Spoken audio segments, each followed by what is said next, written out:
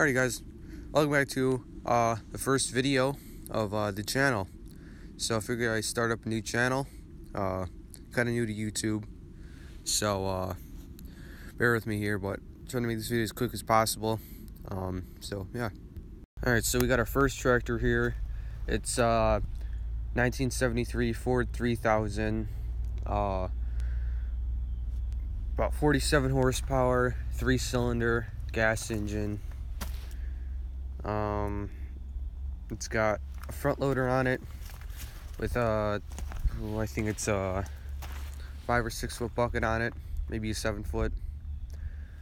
It's got one hydraulic for the bucket. It's hydraulic uplift, but then it's pressure release down. The bucket is both. It's got power up and down. It's got BF Goodrich, well, one tire is BF Goodrich Power Grip tire, and the other one's Firestone. They're both different, but I mean, kind of hard to notice in case you take a close look at it. The front tires are different too. This is a 3-rib, or three rib one, and that one's just a normal street tire. Definitely gonna change the 3-rib and get another one of those, because this thing just tears up the yard, and gravel is too much. It's got a 3-point hitch on the back. This one's kind of the same, just hydraulic up and then pressure release down. It can lift about, I'd say, not 1,000 pounds, well, probably 1,000 pounds, I'd say. Haven't really tested it out to lift how much it can lift, really. You know, it's got these gear controls for it. It's kind of weird, but you got used to it pretty easily. But yeah, it's the biggest tractor that we have. It's plenty enough for what we need. I mean, we really the reason why we got it is to split wood. Next machine we got is this is mine. This is 1948 Farmall C, about 20 horsepower, 4-cylinder gas engine. I got my homemade snowplow on the front that I made. Haven't had a chance to use it yet. Hasn't even gotten below freezing that much this year, so hopefully we'll get a chance to use it this year. If not, I could see if it can push dirt. Should be strong enough to do that. But this machine, it's never really seen that much work its whole life. As the last owner said, he's never put it to work at all. It was a show tractor for him. Runs good. It always starts up. Yeah, good machine. Next machine we got is 1973 Sears SS16. This is my Poulan garden tractor puller. It's built up. It's got a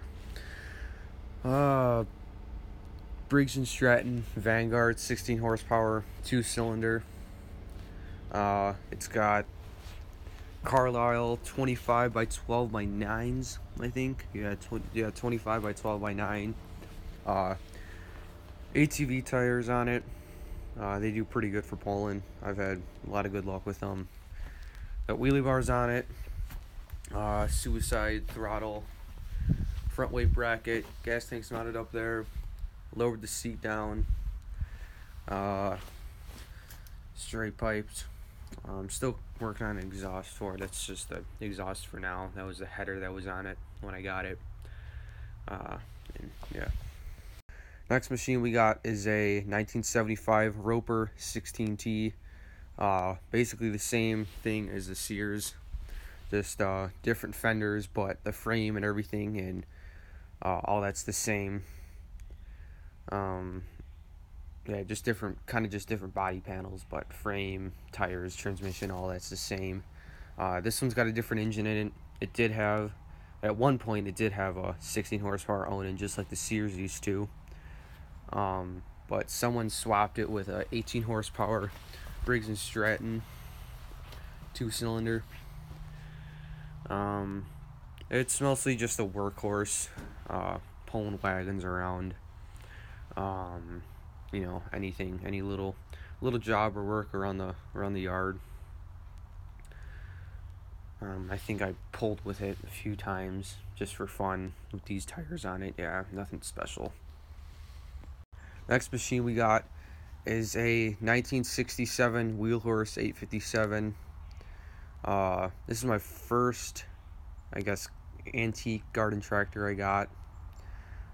It's got a 8 horsepower Kohler.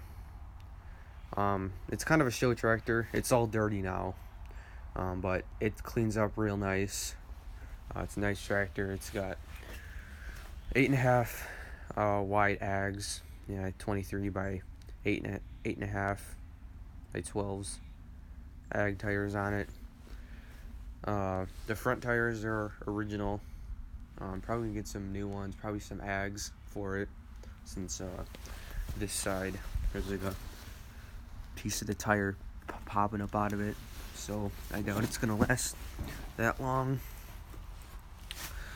I haven't really started in a while. Like I said, it's a show tractor, so it only really sees its gets light or whatever, really gets ran around in the summer. But it runs pretty good. I gotta put the pulley back on it. I took the pulley off to put it on a different tractor. So yeah.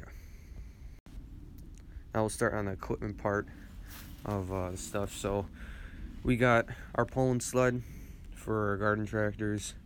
This is something that me and a buddy built about a year ago.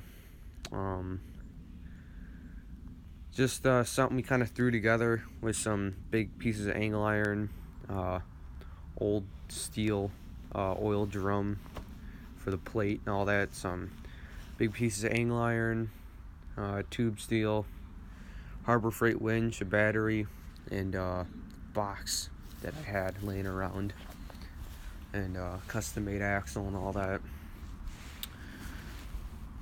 It works pretty good. We just got to put a lot of weight in it, and we got to throw a huge chain underneath the box to get to stop our tractors. It's got to be pretty good ideal conditions. It can't be too muddy, or else the chain doesn't want to cooperate with us. Like right now, yeah, no, would not be good for that. Probably see a lot of videos of us pulling. I'll definitely get some videos out in the summertime, so stay tuned for that. Next, I got one bottom plow. It's a Boland's one bottom plow. It had the tag on it. I can just barely see Boland's on it. I stripped it all down, stripped most of the rust off of it, and repainted it. Kind of a crappy paint job. I just threw it all together basically. It was pretty rough. And then I got my 3-point adapter hooked up to it right now. Doesn't really see that much use since we got the Ford now, and I didn't put a food plot in this year, so they didn't see any use this year at all. Next, we got our drags, kind of all overgrown with some stuff, kind of just thrown back in here. But we got this one. It's a drag harrow. It breaks up the clumps of dirt when we plow it.